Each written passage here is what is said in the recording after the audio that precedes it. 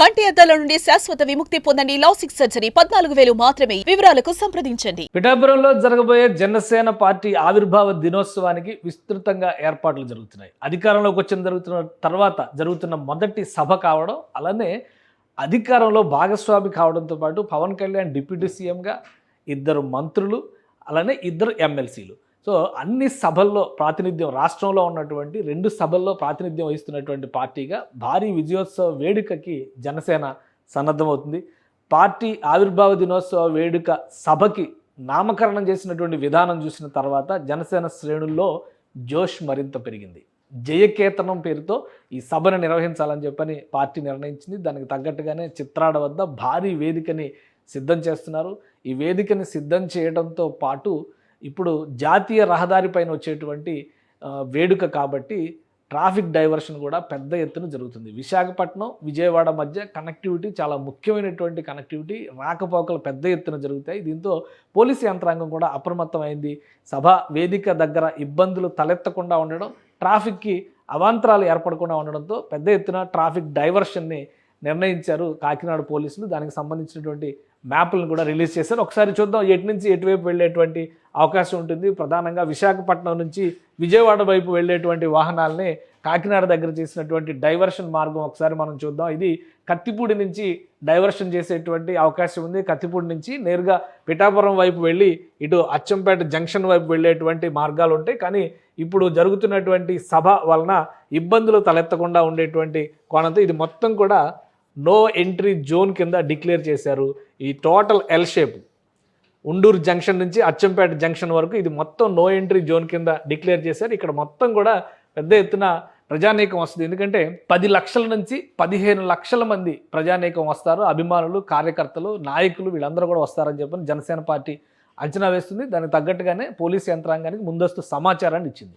ఈ నేపథ్యంలోనే ఈ జోన్ మొత్తాన్ని కూడా రిస్ట్రిక్టెడ్ జోన్గా డిసైడ్ చేశారు. ఈ ఎల్ షేప్లో ఉన్నటువంటి ప్రాంతం మొత్తాన్ని. విశాఖపట్నం నుంచి విజయవాడ వైపు వెళ్ళేటువంటి వాహనాల రద్దీ చాలా ఎక్కువగా ఉంటుంది. నేషనల్ హైవే 16 కనెక్ట్ అయ్యేది.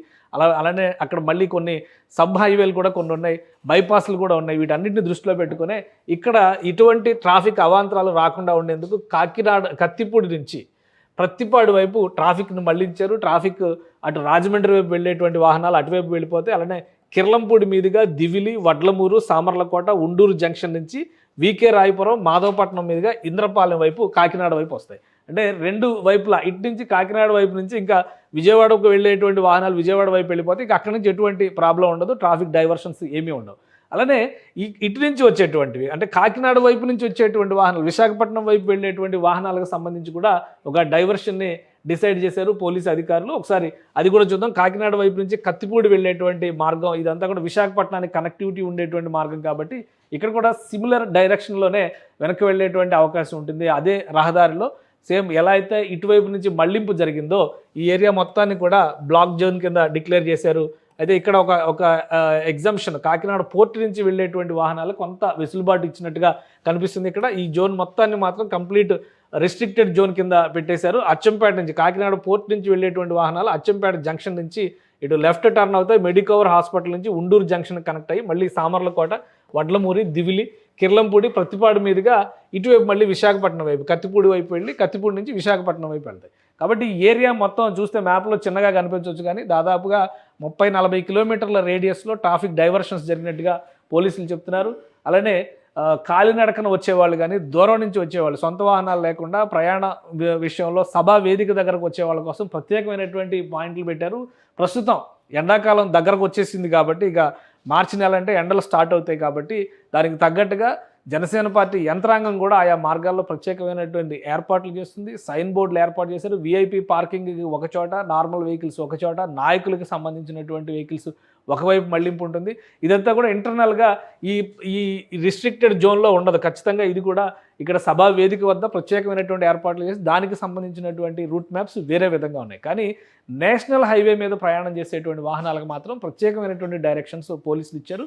ఈ 3 రోజుల పాటు అంటే సభ 14వ తేదీ సాయంత్రం కంప్లీట్ అవుతుంది. 15వ తేదీ ఉదయం వరకు కూడా దాదాపు ఇదే ఇంప్లిమెంటేషన్ ఉంటుంది. ఎందుకంటే అక్కడ క్లియరెన్స్ను బట్టి, సభా వేదిక దగ్గర ఏర్పాటు చేసేటువంటి ఏర్పాట్లు, సదుపాయాలు వీటన్నిటి తరలింపును బట్టి 15వ తేదీ సాయంత్రం వరకు మధ్యాహ్నం వరకు ఈ మళ్లింపు విషయంలో నిబంధనలు ఇలానే కొనసాగుతాయి. ఒకవేళ మార్పులు ఉంటే కనుక 14వ తేదీ సాయంత్రానికి పోలీసులు అనౌన్స్మెంట్ ఇచ్చేటువంటి అవకాశం ఉంది. కాబట్టి నేషనల్ హైవే 16 నుంచి వెళ్ళేటువంటి వాహనాలు ముఖ్యంగా కాకినాడ మీదుగా విశాఖపట్నం వెళ్ళాయి, కాకినాడ మీదుగా విజయవాడ వైపు వచ్చేటువంటి వాహనాలన్నీ కూడా ఈ రూట్ మ్యాప్ని అర్థం చేసుకొని దానికి తగ్గట్టుగా ముందుకు వెళ్లాల్సినటువంటి పరిస్థితి ఉంటుంది. అప్రమత్తంగా ఉండాలి. పెద్ద ఎత్తున జనం కాలినడకన తిరిగేటువంటి అవకాశం ఉంది. ఎందుకంటే ఆ ఏరియాలో వాహనాలను కూడా అనుమతించినటువంటి ప్రదేశాలు కొన్ని ఉన్నాయి. అంటే నడిచి వెళ్ళేటువంటి వారికి వాహనదారుల వలన ఇబ్బందులు కలగకుండా ఉండే విధంగా కూడా పోలీస్ యంత్రాంగం ప్రత్యేకమైనటువంటి ఏర్పాట్లు చేసింది. ఇక జనసేన పార్టీ అంచనాల ప్రకారం కనుక 10 లక్షల నుంచి 15 లక్షల మంది కనుక ఈ ప్రాంతానికి వస్తే దాదాపు ఒక కుంభమేళా జరిగినంత వాతావరణాన్ని తలపించేటువంటి పరిస్థితి ఉంటుంది. గోదావరి పుష్కరాలు ముందుగానే వచ్చినట్టుగా పిఠాపురం నియోజకవర్గ ప్రజలు మాత్రం ప్రస్తుతానికి భావిస్తున్నారు. సుమన్ టీవీలో మీ పర్సనల్ అండ్ బిజినెస్ ప్రమోషన్స్ కోసం కింది నెంబర్కి కాంటాక్ట్ చేయండి.